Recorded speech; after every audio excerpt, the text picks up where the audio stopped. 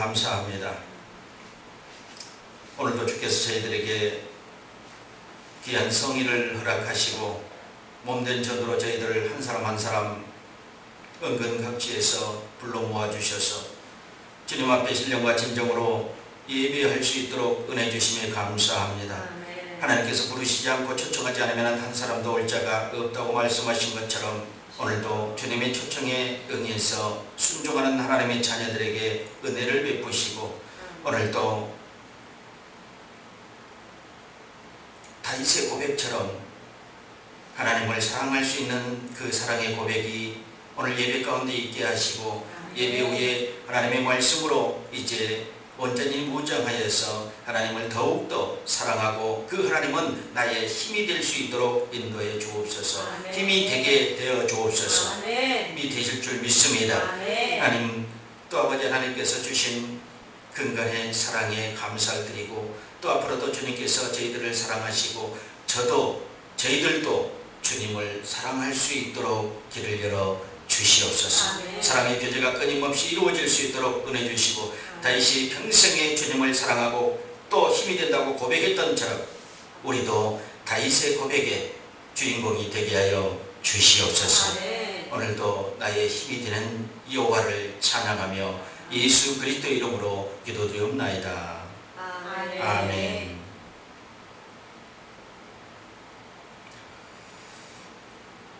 저는 오늘 시편 18편 1, 2절로 1절의 말씀으로 나의 힘이 되신 여호와 그렇게 오늘 말씀을 나누기를 원합니다.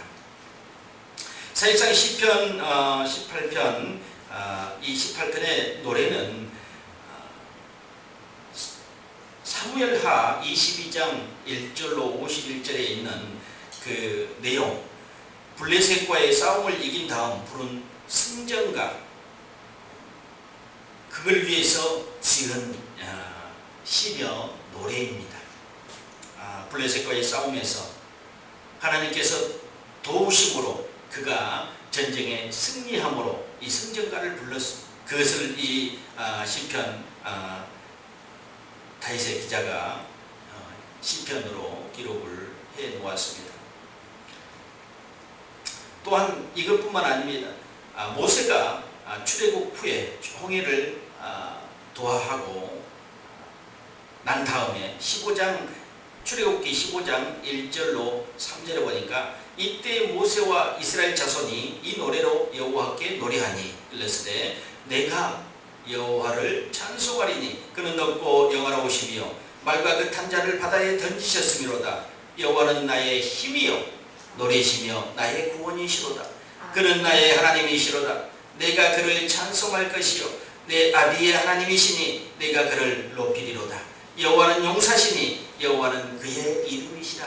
이렇게 출애굽기의 모세의 노래에도 보면 하나님을 얼마나 높이고 그분이 구원자이라는 것을 모세의 노래를 통해서도 분명히 밝히고 있습니다. 이렇듯 여호와는 나의 힘이 되고 구원자가 되신다는 것이 성경 곳곳에 그 선지자나 족장이나 왕이나 또 많은 사람들을 통해서 입술을 통해서 고백되어지고 있다는 것을 우리는 볼 수 있습니다. 그럼 우리 현대 사람들은 힘을 가지고자 합니다. 힘을 가지고 싶어 합니다. 누구나 다 여러분도 마찬가지고 저도 마찬가지일 것입니다. 세상에서 가장 서러운 사람이 힘없고 백없는 사람이라고 합니다. 또한 나라로 표현하면 힘없는 나라 얼마나 고통스럽습니까? 힘없는 나라, 세계 나라 중에서 힘없는 나라들이 상당히 많이 있습니다. 그런 나라들은요 어디 가서 무엇을 하기가 힘들어요. 출국하나 하는 것도요 받아주질 않아요. 비자가 나지 않고 받아주질 않아요. 어떤 나라에서. 그래서 선진국에서 그런 사람들이 나라에 입국하려고 해도 입국 심사가 너무도 까다롭다. 왜냐면 불법 체류하고 또 그럴까봐 범죄를 저지를까봐. 그 힘없는 나라. 또 가정은 어떻습니까? 힘없는 가정, 힘없는 사람. 상당히 비참한 삶이며 비참한 생활을 할 수밖에 없는 것입니다. 그럼 무엇이 여러분 힘이라고 생각하십니까? 자본주의 시대의 힘은 누가 뭐래도 아마 자본, 그 뭔일 것입니다. 돈이라는 것입니다. 그거 외에 또 무엇이 있을까요? 돈 아니면 힘이나 권력 이런 것들이 개인의 아니면 나라의 국가의 힘이 될 수 있는데, 또 기술력이나 뭐 IT, 특허, 뭐 자동차, 전자기기, 요즘 뭐 아이폰, 인터넷의 힘은 또 정보, 이런 것들이 아마 개인과 국가의 힘이 되지 않나 그런 생각을 합니다. 그럼 여러분은 여러분에게 가장 필요한 힘은 어떤 것이라고 생각합니까? 또 우리의 신앙의 힘은 무엇이라고 생각하십니까? 저는 하나님이시라고 생각합니다. 하나님은 모든 것이기 때문입니다. 이유를 댈 것도 없어요. 표현할 것도 없어요. 하나님은 모든 것이라니, 모든 것의 주인이시고 모든 것을 만드시는 분이다. 만드셨던 분이라는 것입니다. 앞으로도 주관하실 거라는 것입니다. 이런 내가 좀 전에 열거했던 모든 것의 주인이 이분이에요. 그런데 이분을 여기다 옮겨놓고 사람들은 무엇인가 가지려고 해요. 본문 시편 18편에서 나의 힘이 되신 하나님을 알기 위해서 또 한 가지 알고자 할 것은 그 고백의 주인공인 다윗의 삶을 또 우리가 보아야 합니다. 고백했던 다윗의 삶을 다시 한번 조명해 보면서 그의 고백의 의미를 알고 그가 고백한 하나님의 진정 나의 하나님이 되도록 의지해야 하며 그분이 나의 힘이 되어줄 것을 믿어야 된다는 것입니다.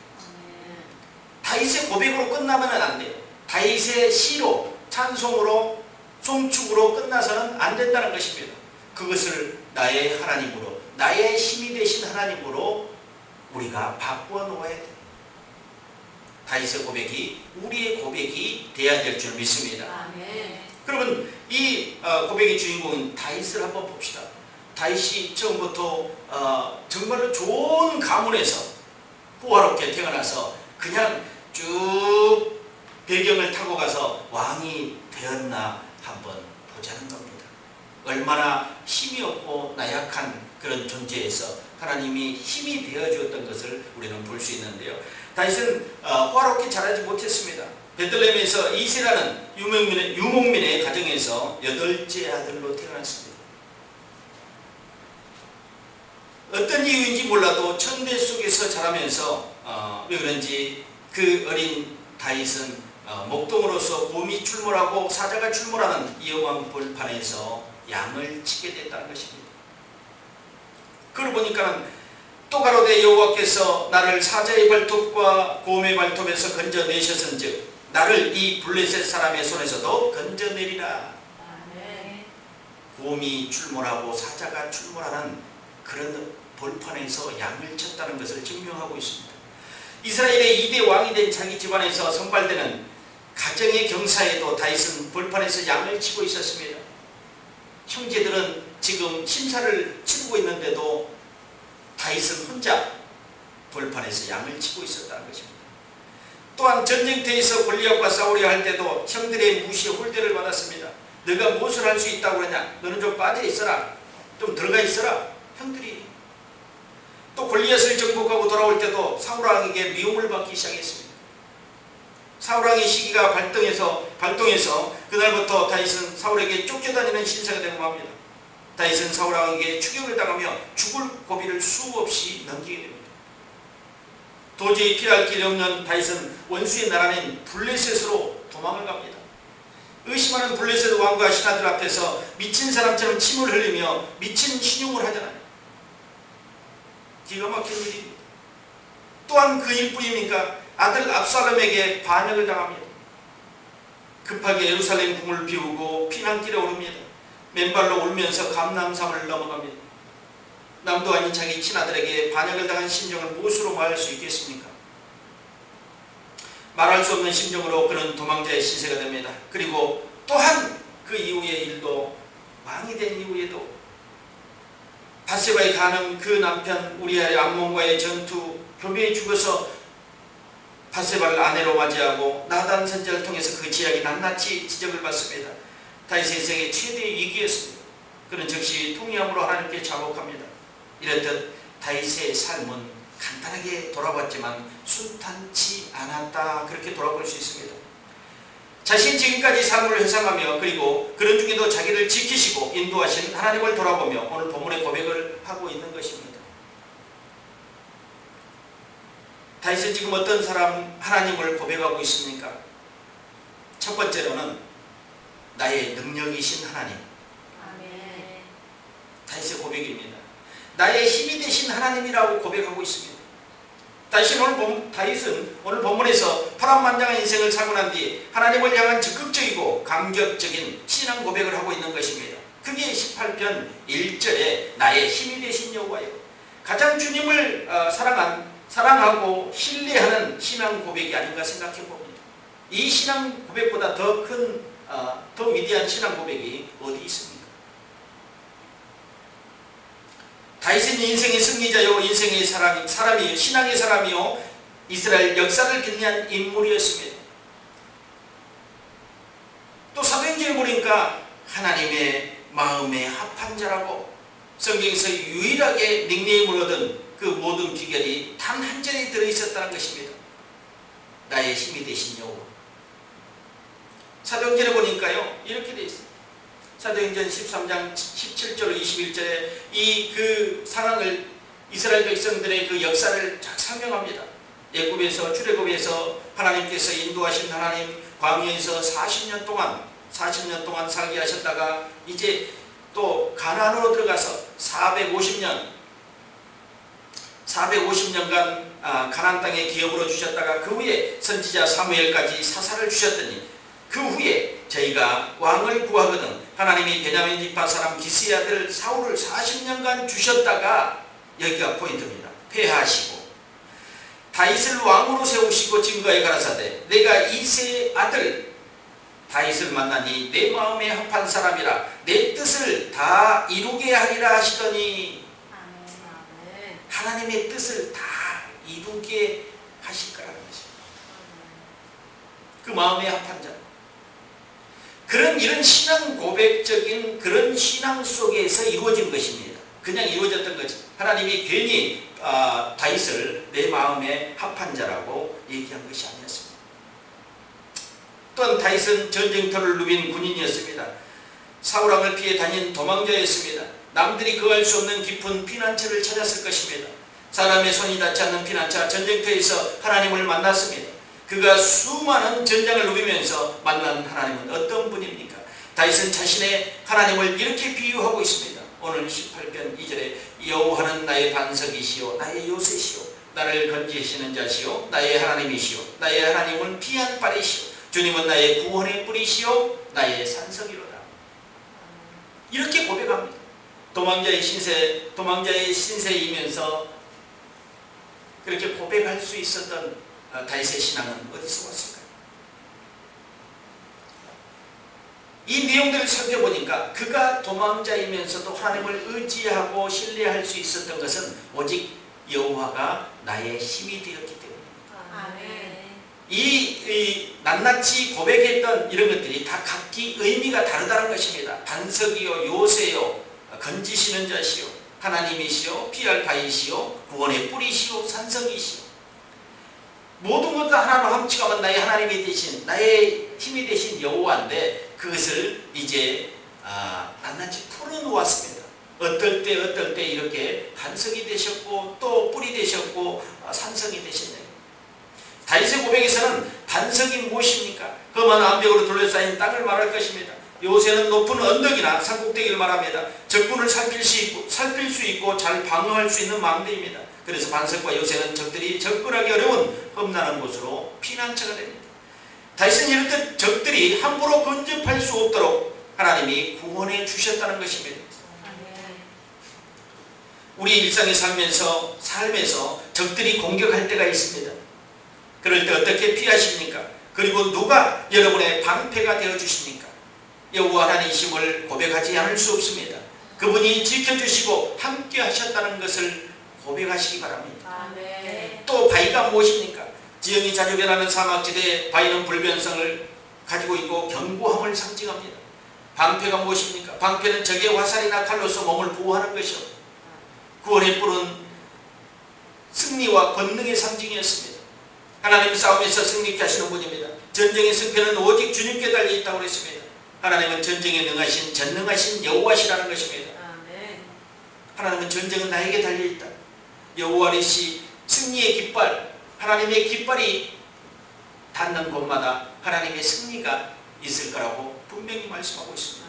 기드온과 300용사를 보면은요, 사람이 많아서 승리한 거 아니었습니다. 분명히요, 기드온의 마음을 주님은 아셨다는 것입니다. 그래서 사람을 모으라고 그러니까 많은 수많은 사람들이 모였는데 거기서 전쟁에 나갈 만한 300명만 남기고 다 가족으로 돌려보냈다는 것입니다. 왜? 사람이 많아서 이겼지 않느냐, 그 소리를 전면적으로 해명하기 위한 것이었습니다. 아마 말 뒤꿈치를 끊어서 말을 다 패했던 전쟁의 사건도 있습니다. 왜냐하면 말이 많고 군사가 많아서 또 무기가 많으면 분명히 이길 수 있지 않느냐, 전쟁에서. 그러면 하나님이 하신 것이 아니지 않느냐. 모세가 손을 들었을 때 여호수아가 승리하고, 모세가 피곤해서 손이 내려왔을 때는 어떻게 했습니까? 여호수아가 전쟁에 밀리는 사건도 있었습니다. 분명한 것은 하나님께서 이를 주관하고 계셨다는 것을 분명히 보여주는 사건이었고, 갈멜산에 엘리야가 불을 내렸던 것도 분명히 그 바알신과 아세라신 그 신을 아무리 불러도 그 신들은 나타나서 그를 돕지 않았지만, 엘리야가 고백했을 때 불이 떨어졌던 것들을 우리는 볼 수 있었습니다. 이렇게 위급할 때 하나님께서는 도우셨다는 것, 힘이 되어 주셨다는 것을 우리는 성경 곳곳에서 볼 수 있었다는 것을 알 수 있습니다. 산성은 무엇입니까? 전쟁에서 가장 안전한 피난처입니다. 적들이 함부로 근접할 수 없습니다. 그리고 하나님은 나를 건지시는 자라고 고백합니다. 피난처이신 하나님은 위급에 직면했을 때 적극적으로 구원하시는 분입니다. 그분 하나님은 바로 엘로힘, 곧 천지를 창조하신 하나님의 뜻입니다. 하나님은 창조자로 모든 힘과 능력의 원천이십니다. 말씀으로 우주 성량을 펼치신 분입니다. 입김으로 구름을 펼치시고 바다의 경계를 지으신 분입니다. 하늘의 무수한 은하수를 총총히 박아놓으신 능력의 하나님이시라는 것입니다. 다윗은 지금 그분의 하나님을 고백하고 있습니다. 나의 하나님이라고 고백하고 있는데요, 1절부터 시작해서 6절까지 보면은 이렇게 나와 있습니다. 나의 힘이 되신 여호와라고 고백하고 있는데요, 우리가 믿는 하나님을 올바로 알아야 됩니다. 나의 힘이 되신 여호와를 알아야 된다는 것입니다. 인생에 힘든 것도 알아야지만 하나님의 이대함을 알아야 됩니다. 하나님을 제대로 알고 하나님을 의지하는 사람은 세상을 이기고 나를 이깁니다.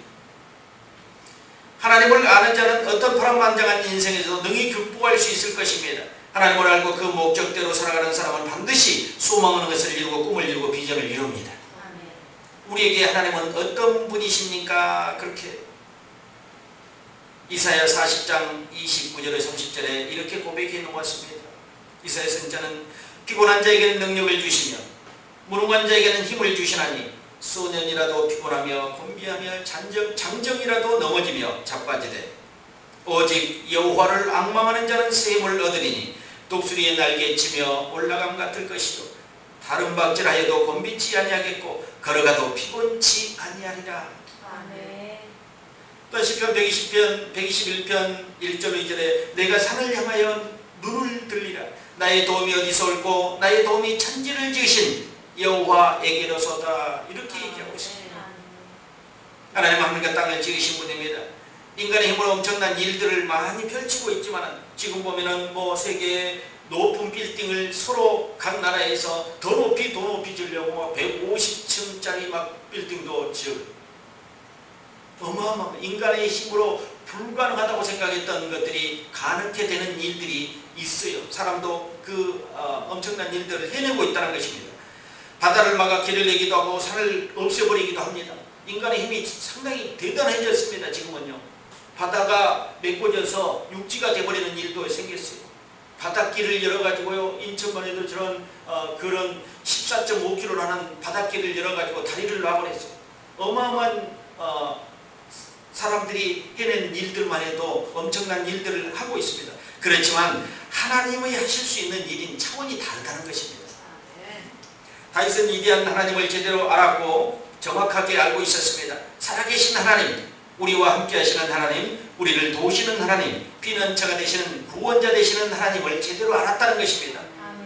여기서 중요한 것은 살아계신 하나님이에요. 그래서 인생의 위기가 닥치고 공고한 순간이 임할 때마다, 사망의 음침한 골짜기를 달릴 때마다 하나님께서도 하나님께 도와달라고 부르짖었습니다. 그런 시편 23편에도 고백하고 있고 오늘 본문에서도 그 하나님의 도우심에 대한 찬가를 부르고 있지 않습니까? 시편 18편 4절 6절에 계속해서 이어지는데요. 사망의 줄이 나를 두르고 불의의 장수가 나를 덮쳤습니다. 음부의 줄이 나를 두르고 사망의 올무가 내게 이르렀도다. 내가 환난에서 여호와께 아뢰며 나의 하나님께 부르짖었더니 저가 그 전에서 내 소리를 들으시며 그 앞에서 나의 부르짖음이 그 귀에 들렸도다. 인생에 고달플만 하는 사람은 죽을 일만 남았지만 천지를 지으신 하나님을 나의 힘으로 고백할 수 있는 사람에게는 승리와 감사와 찬송만 있을 것이라는 것입니다. 그래서 하나님을 알고 하나님을 믿는 백성이 복이 있습니다. 그게 영원한 나의 힘입니다. 다윗은 실제 물맷돌 하나로 그 블레셋의 거인 골리앗을 물리쳤습니다. 다윗은 어려운 순간마다 오직 하나님이 주시는 힘으로 난관을 극복했다는 것입니다. 여기서 우리가 본받아야 될 것입니다. 어려운 순간이 너무도 많았어요. 인생의 어려운 순간이. 아까 다윗의 일대기를 쭉 한번 어린 시절부터 왕이 된 후까지 이렇게 살펴보았지만 상당히 어려운 일들이 많았다. 여러분들이 다윗으로 비교해 본다면 정말 다윗처럼 어려운 일이 나에게도 많이 닥쳐왔는가. 죽을 고비를 수없이 넘기면서 살아왔는데 그런 영화도 누리고 또 위대한 왕이 되기도 했습니다. 그러나 그 일대기를 돌아보니까 엄청난 일들이 그 역사에 펼쳐지고 있었다는 것입니다. 펼쳐져 있었다는 것입니다.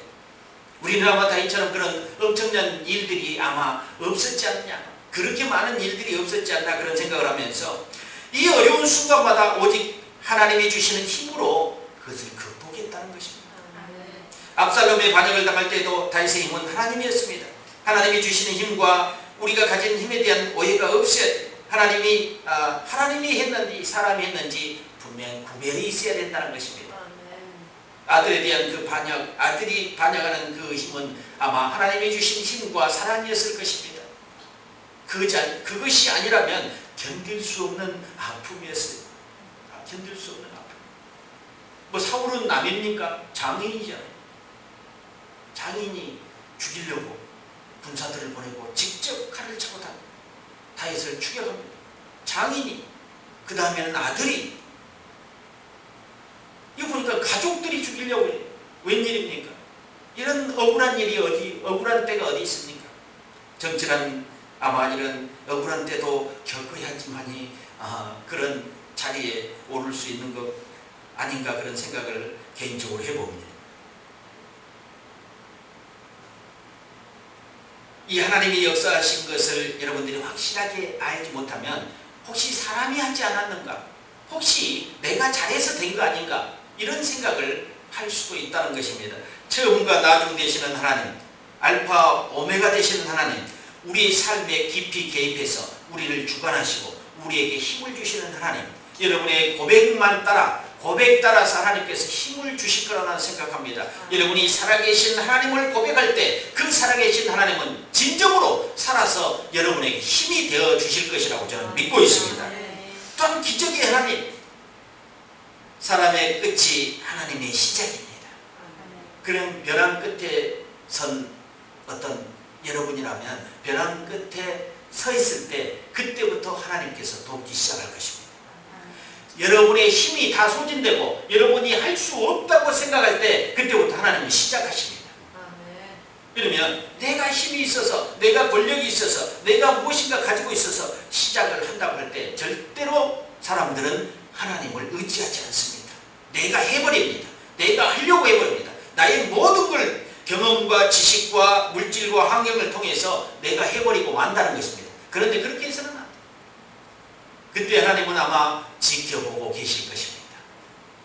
그 힘이 소진되고 그가 포기했을 때, 포기하려고 할 때, 혼자의 힘으로 하다가 포기하려고 할 때 주님은 그때 도움을 주십니다.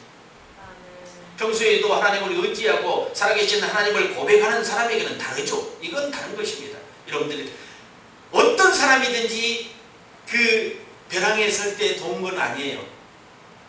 제가 이 설명을 해줬잖아요. 자기 힘으로 하려고 하는 사람들. 그런데 자기 권력이 있고 힘이 있고 권력이 있고 또 물질이 있어도 자기 힘으로 하지 않고 하나님을 의지해서 하는 사람은 항상 하나님이 돕는다고 나는 생각하고 있습니다. 그분에게는 항상 하나님이 힘이 되어준다는 것입니다. 자기에게도 힘을 가지고 있는데도 하나님을 도움을 청하고 살아계신 하나님으로 고백하는 자에게는 그분은 분명히 그 주인이 하나님이 되어주신다는 것입니다. 하나님이 그에게 힘이 되어주실 거라고 저는 분명히 믿고 있습니다. 그래서 여러분이 무엇을 가졌느냐, 여러분들이 무엇을 하고 싶느냐, 그게 중요한 것이 아니라 하나님이 나의 힘이 되어주게끔 신앙의 고백적인 것들이 있어줘야 되고 하나님의 자녀다운 삶을 살아야 된다는 것입니다. 제가 자주 쓰는 그 설교에 자주 인용하는 것이 있습니다. 우리가 죄를 지을 때마다 하나님께서 징계하고 벌을 내렸다면 우리는 아마 여기에 더 이상 있지 못할 것이다. 하나님께서는 사람처럼 경박하지 않습니다. 죄를 지을 때마다 징계를 하고 또 무엇인가 잘했을 때 바로 칭찬을 하고 그것보다는 하나님은 더 깊게 생각하시면서 참고 기다려주고 지켜보고 계신다는 거죠. 우리의 순종도 지켜보고 불순종도 지켜보고 계신다는 것을 여러분들이 아시죠. 우리에게는 어느 정도 육체의 힘도 있고 지식의 힘과 경험도 있습니다. 그러나 이 모든 지식과 경험의 힘도 하나님이 주신 것이어야 된다는 것입니다. 우리가 갖는 힘이 하나님이 주시는 영적인 능력, 하나님이 주시는 믿음의 힘이라는 것입니다. 우리가 하나님을 믿고 하나님의 자녀로 살아가면서 얻어내는 힘은요, 하나님의 힘이라는 것입니다. 여러분의 개인의, 저와 여러분의 개인의 힘이 아니에요. 개인의 능력이 아니라는 것입니다. 인생을 살아가면서 남들이 갖지 못한 능력을 가진 것은 참으로 중요합니다. 그런데 우리에게 세상의 다른 사람이 알지 못하는 세상의 그 어떤 힘보다도 엄청난 나의 힘이 되신 하나님을 알고 있다는 힘입니다. 세상 사람들이 감히 느끼지 못하는 그 엄청난 비밀의 힘은 나의 힘이 되신 여호와. 그것을 우리 입술로 고백하고 고백으로 끝나는 것이 아니라 진정으로 그 하나님께서 우리를 돕고 계신다는 것, 나의 힘이 되어주신다는 것이 확실히 현실로 밝혀지는 것입니다. 나의 힘이 되신 그 하나님을 인정하고 고백하며 사시기를 주의 이름으로 축원합니다. 나의 힘이 되신 여호와 하나님만을 의지하시기 바랍니다. 나의 힘이 되신 그 하나님께 나의 인생의 전부를 맡길 수 있는 그런 그리스도인 되기 바랍니다. 그런 자녀가 되기를 바랍니다. 지금 우리에게 어떤 부족함이 있습니까? 아마 저는 부족함이 있다면 영적인 힘일 것입니다. 나와 우리 교회 또 우리 시대에 부족한 것이 있다면 바로 나의 힘이 되신 그분 하나님이 우리 하나님이 되게 하는 것입니다. 아마 하나님 곁을 떠나 있다면 하나님 곁으로 다시 돌아오는 것이고 또 하나님과 교제가 끊어지고 교통함이 끊어졌다면 하나님과 친밀한 교제가 이루어지는 자리로 다시 돌아오는 회복되는 역사입니다. 그것을 알았다면 다시 돌아와야죠. 하나님과 관계가 멀어져서 하나님의 소리를 듣지 못하고 하나님이 나의 힘이 되어주지 못하는 그런 삶에 살고 있다면 분명히 여러분들은 다시 돌아와 주어야 될 것입니다. 그곳으로 하나님이 여러분의 힘이 되어주는 그런 장소로 돌아와야 되는 것입니다. 돌아와야 돼요. 여러분이 장소가 없는 듯 보이지만 장소가 분명히 있습니다. 그런 설교도 한번 한 적이 있습니다. 특별한 장소.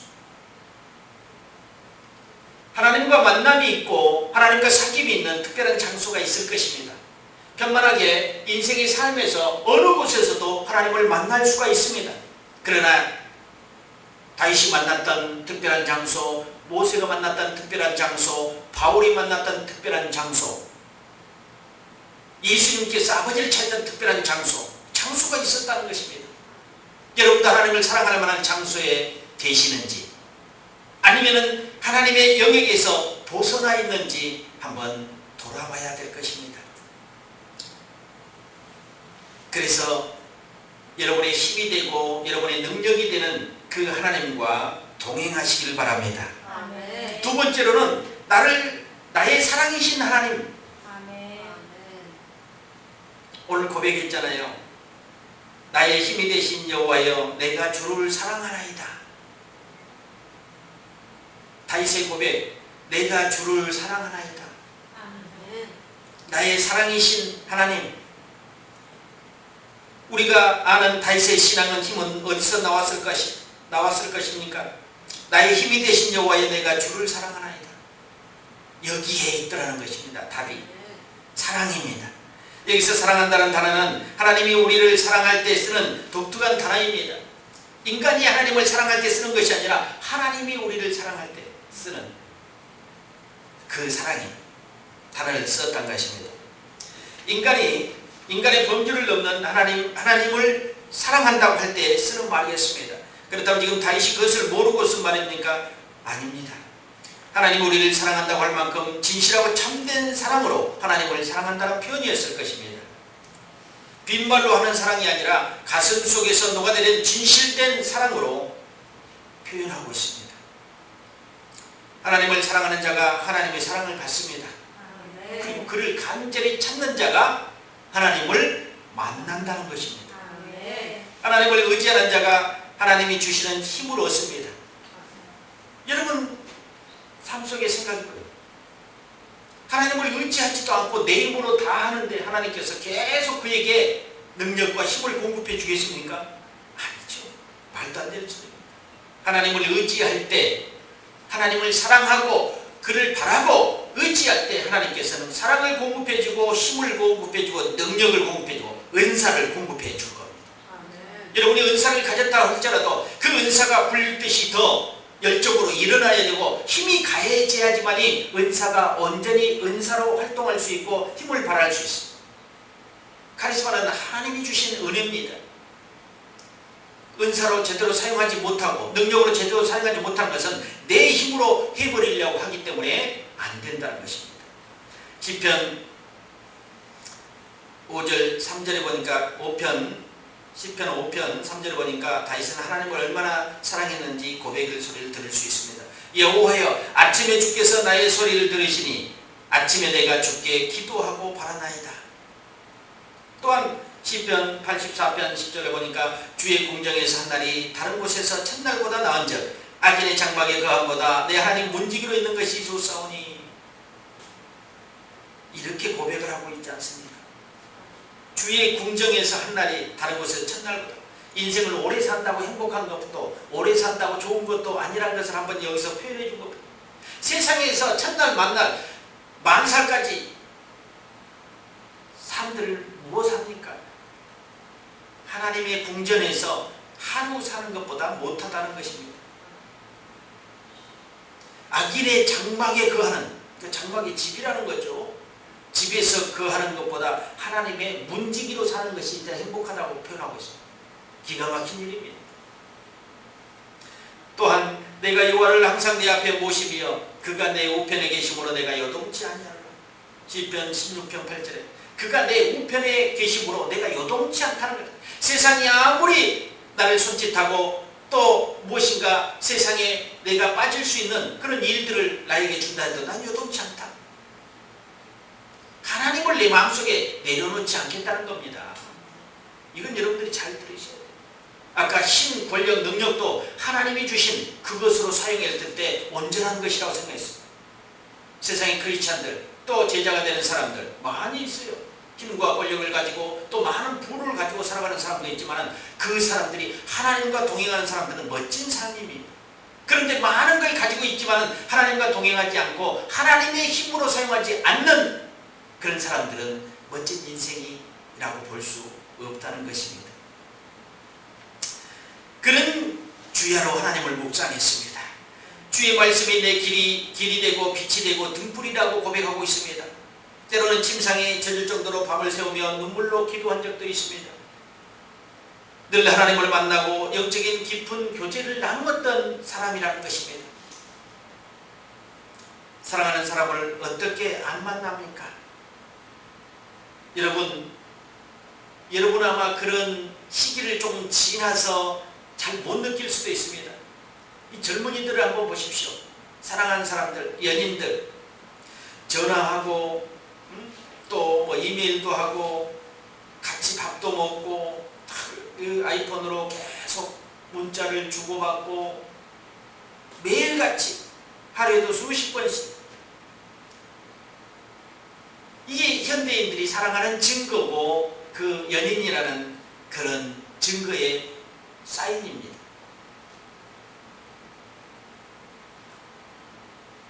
그 여러분은 하나님과의 어떤 교제로 하나님과의 연결고리를 가지고 있습니까? 지금 현대인들이 하는 뭐 전화, 뭐 문자, 이메일, 또 만남, 이것은 직접 인간 대 인간으로서의 만남이기 때문에 그렇게 가능할 수 있고 또 주어지는 어떤 도구가 있기 때문에 하는데, 여러분은 어떻게 하나님과 친화하고 하나님과 사랑의 교제를 나누냐 이거죠. 이게 말씀이고 예배이지 않습니까? 그리고 기도지 않습니까? 그리고 또 찬양이지 않습니까? 찬양을 통해서 문자를 보내는 거예요. 하나님께 기도를 통해서 알리는 겁니다. 고백하는 것이, 찬양은 송축이며 고백입니다. 하나님께 내가 사랑한다고 고백하는 거예요. 그 가사가 어떤 가사이든 상관없어요. 찬양이면 그게 고백이, 기도라는 것입니다. 기도를 통해서 문자를 보내요. 하나님께 사랑한다고 고백하고, 또 만나달라고 고백하고, 나를 알아달라고 고백하고, 나를 알아주고 안아달라고 고백하고, 내가 힘이 든다고 고백하고, 내가 즐겁다고 고백하고, 내가 지금 힘이 없다고 고백하고, 내가 병들었다고 고백하고, 이런 고백을 통해서 하나님의 힘을 얻는 것입니다. 그럴 때 하나님께서는 여러분을 만지시고 힘을 더하여 주실 거라고 믿습니다. 찬송하고 기도하고 말씀을 듣게 됩니다. 하나님 만나기 손꼽아 기다리고, 또 그것을 통해서 하나님을 만난 증거들을 또 다른 사람에게 나누기도 합니다. 성경에 보니까 옥합을 깬 여인처럼 우리의 소중한 것이라도 기꺼이 주님 앞에 내어놓을 수 있는 그런 믿음이 되어야 되고, 옥합은 그녀의 전 재산이었습니다. 주님을 사랑했기 때문에 아낌없이 내어놓았고, 과부는 두 랩도를 아낌없이 헌금했습니다. 자신이 전 재산을 하나님께 드렸다는 것입니다. 사랑하는 증거는 그겁니다. 사실상은요, 아낌이 없다는 것이었습니다. 아까운 것이 없는 게 사랑하는 사람과 관계라는 것입니다. 그래서 내 것을 다 줘도 아깝지 않는 것. 여러분들이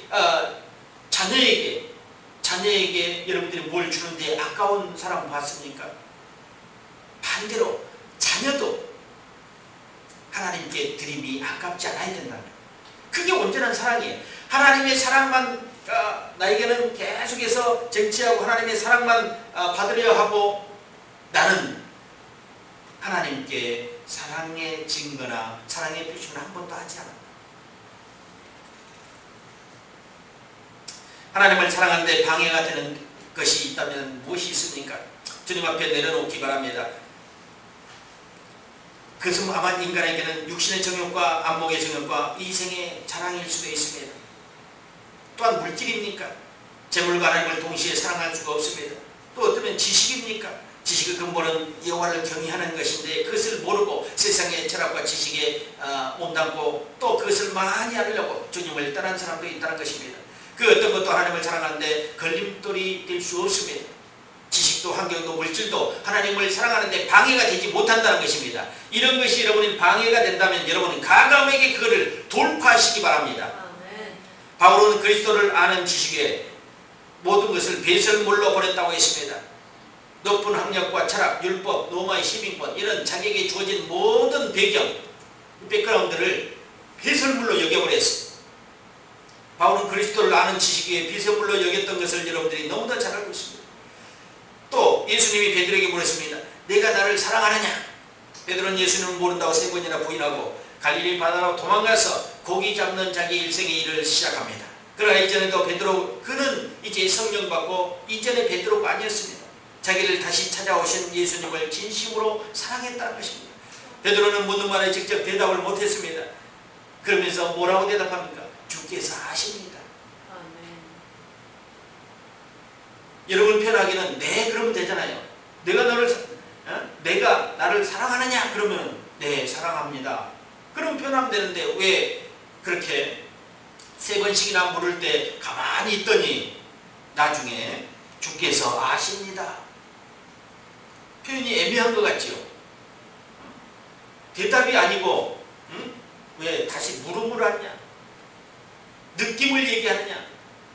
대답하라고 했는데 사랑하느냐고 주님은 분명히 퀘스천 마크를 붙여서 물었습니다. 그런데 그 원하는 대답 대신 주께서 아십니다 이렇게 표현을 했어요.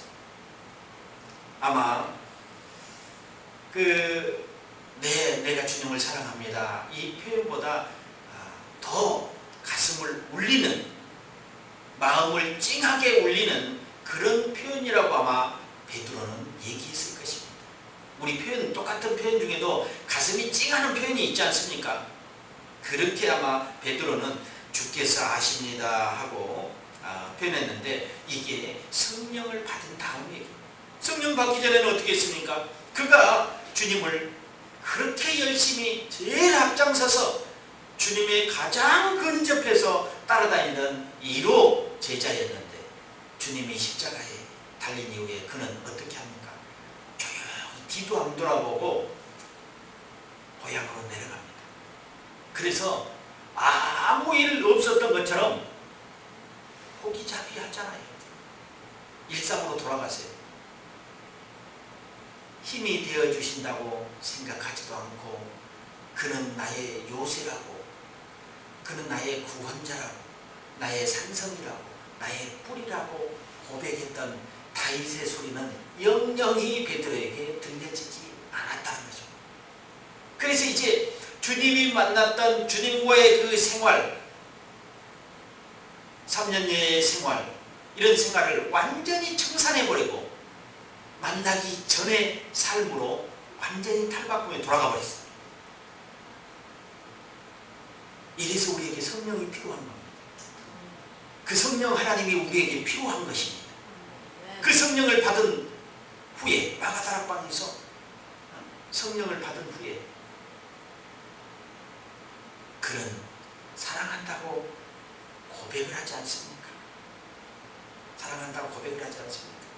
그래서 주님이 처음 만났을 때 그에게 했던 너는 사람 낚는 어부가 될 것이다. 그분의 삶이 어떻게 합니까? 그 비전대로 이루어지지 않습니까? 진짜 고기 잡는 어부가 아니라 사람 낚는 어부가 되어서 일생을 마치지 않습니까? 이게 하나님의 비전이고 하나님을 사랑하고 성령 받은 증거라는 것입니다. 아멘.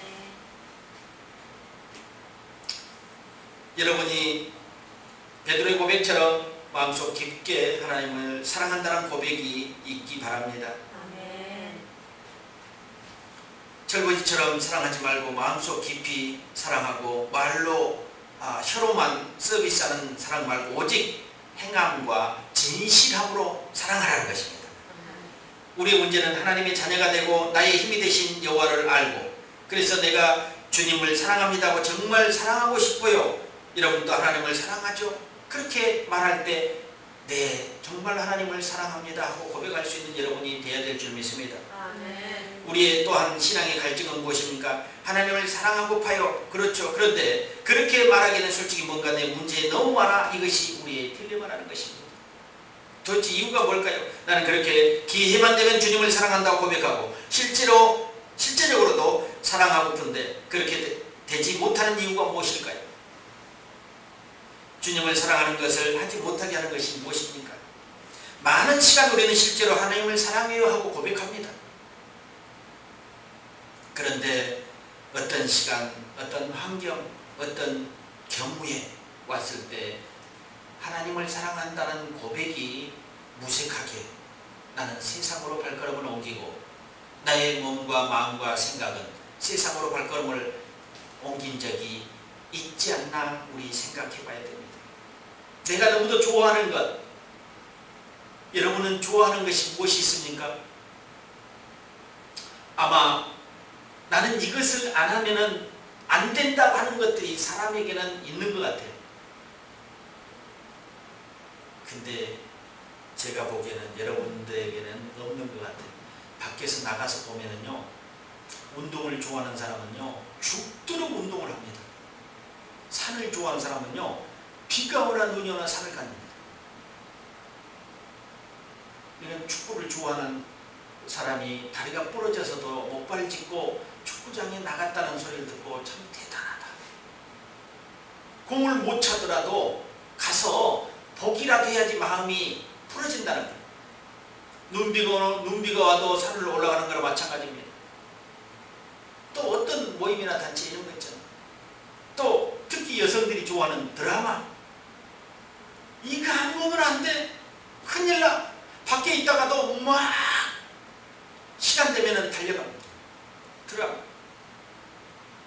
혹시 하나님을 사랑하는 자리에 무엇인가 딱 안방을 차지하고 들어앉아 있는 것이 있는가? 우리가 한번 오늘 살펴봐야 돼요. 감사하게 여러분들에게는 그런 게 없는 게 나에게 발견됐어요. 그래서 감사해요. 드라마나 스포츠나 아니면 쇼핑이나 또 이런 것들. 뭐 야구를 좋아하는 사람들은 맨날 야구장에, 요즘 젊은이들도 막 야구장, 스포츠.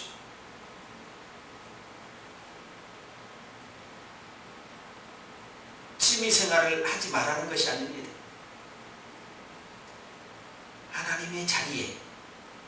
하나님의 자리에 그 무엇인가 들어 앉아버리면 문제는 달라진다는 것입니다. 나의 힘이 되신 여호와, 분명히 그렇게 우리는 고백하지만 그분이 진정으로 여러분의 힘이 되어 주실 수 있도록 만들어야 됩니다. 그 자리를 만들어야 되고 그 장소에 여러분들이 계셔야 된다는 것입니다.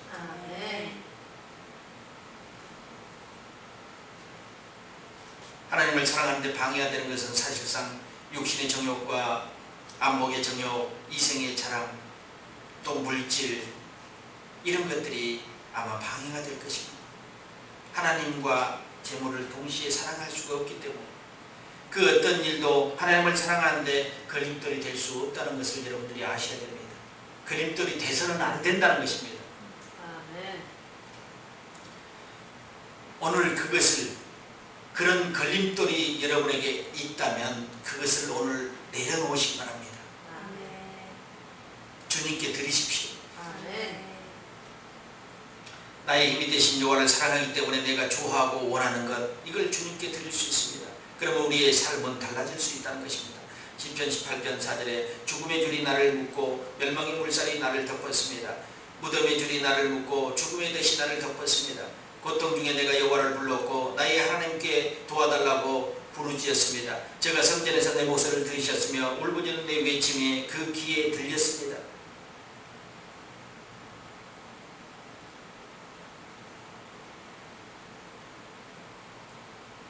반복적으로 등장하는 사망의 줄이나 불의 창수, 음부의 줄, 사망의 올무.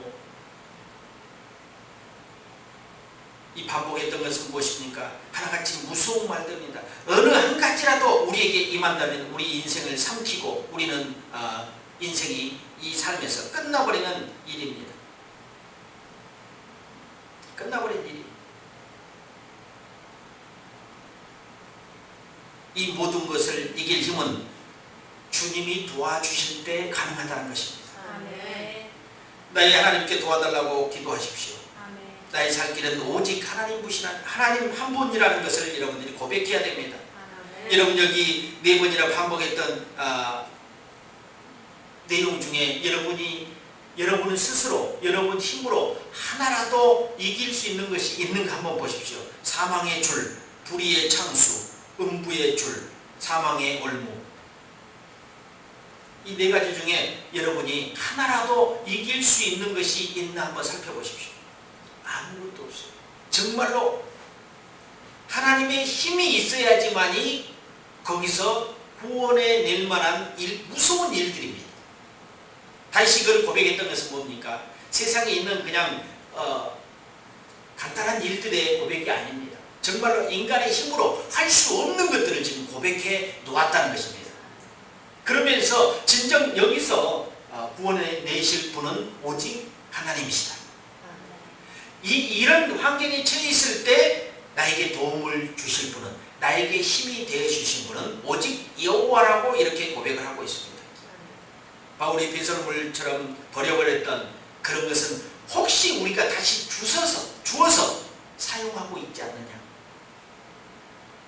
이걸 사용하지 않는다면 여러분은 정말로 신앙 안에서 올바로 형성되고 또 나의 힘이 아닌 여호와의 힘으로 살아가고 있다면 올바른 신앙을 여러분이 간직하고 있다고 이렇게 생각하고 있습니다. 분명한 것은 여러분들이 말씀을 정리하면서 분명한 것은 여러분의 고백이 날마다 나의 힘이 되신 여호와라고 고백할 수 있어야 된다고 저는 생각합니다. 아멘. 여러분 그렇게 생각합니까? 아멘. 우리가 살 길은 하나님을 사랑하고 하나님 앞에 이런 고백이 되어져